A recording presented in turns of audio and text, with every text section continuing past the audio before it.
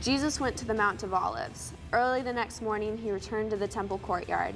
All the people went to him, so he sat down and began to teach. The scribes and the Pharisees brought a woman who had been caught committing adultery. They made her stand in front of everyone and asked Jesus, "Teacher, we caught this woman in the act of adultery." I couldn't imagine how embarrassed she must have felt to just have been taken into the city and thrown in front of all these people just to be told her dirty little secret. I couldn't imagine just the pain and just the anxiety and the embarrassment.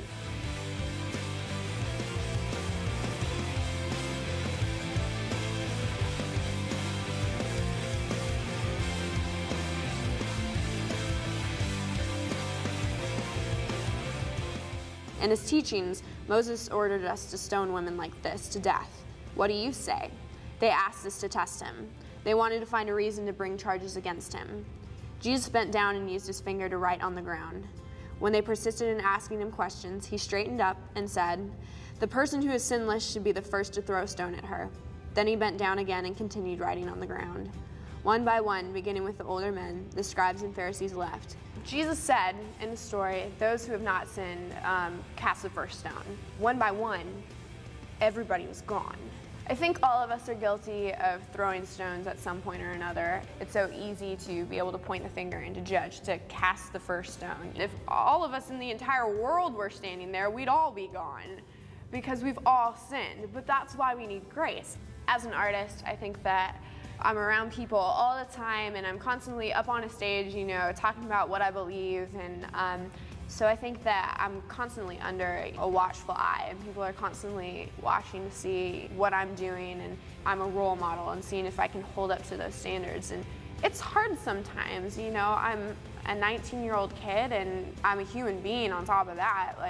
It's a hard thing to sometimes be able to live up to. I need to be able to walk into church on Sunday and have people be as forgiving as me as Christ is, because there's stuff that I've done and said that is wrong just as much as anybody else. So I think it's important for us as a body to be able to come together and just live that out, live out what we're preaching and what we're teaching and what we're telling everybody else to do and say.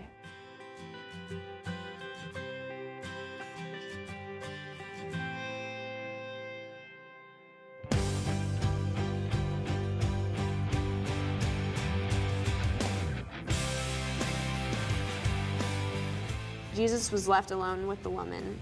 Then Jesus straightened up and asked her, "Where did they go? Has anyone condemned you?" The woman answered, "No, sir." I can't imagine how the woman in the story felt after everybody had gone. And she just went through all the embarrassment of having everybody find out what she's been doing. And now they're gone, and she's standing in front of the one person who can judge her. In my song, The Beauty of Grace, the chorus, it has a line that says, "There's freedom from your scars."